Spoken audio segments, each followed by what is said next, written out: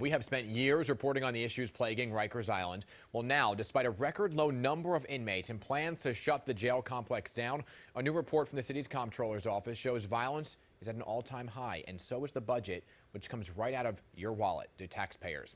We have the report before anyone else and went looking for an explanation in this numbers game.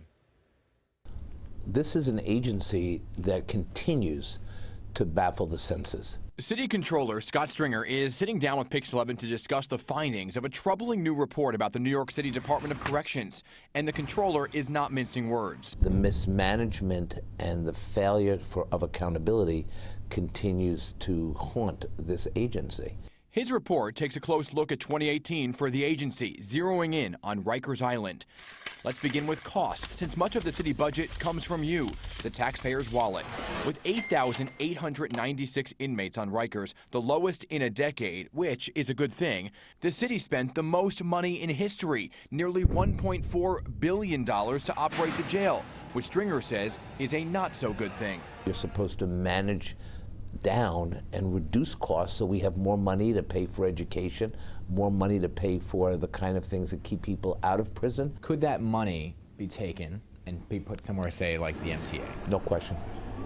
Look, anytime you save money in one agency, it does give you resources in other agencies. There's a lot of blood everywhere, you know. And as Pix 11 has been reporting, 2018 proved to be a tough year for correction officers. 2 of us versus 50 blood members who have nothing to lose. A string of headline-making violent attacks, troubling video, highlighting the violence from fights to slashings to entire units being destroyed and vandalized by gang members. He cut me on the right side of my face. Stringer's report shows, again, despite that record-low number of inmates, assaults on correction officers grew by 10% to nearly 1,000 injured officers and has been on the rise since 2014. The inmates are they're clear about the fact that nothing happens to them. Elias Hussamadeen, president of the Correction Officers Union, says it was the removal of solitary confinement, or punitive segregation as officials call it, that began this cycle of violence. Prior to 2014, we were able to keep the violence down, but that was during the days of punitive segregation for everyone. Punitive segregation for correction officers is the great equalizer. And overtime costs are still going up. Everything is going up. Which is baffling.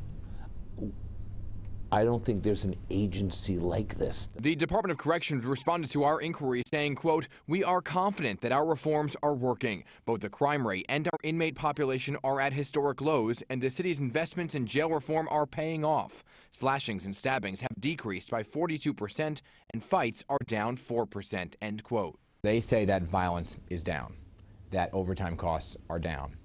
So they're differing completely than what the audit Then let's have a public discussion, go before a city council hearing.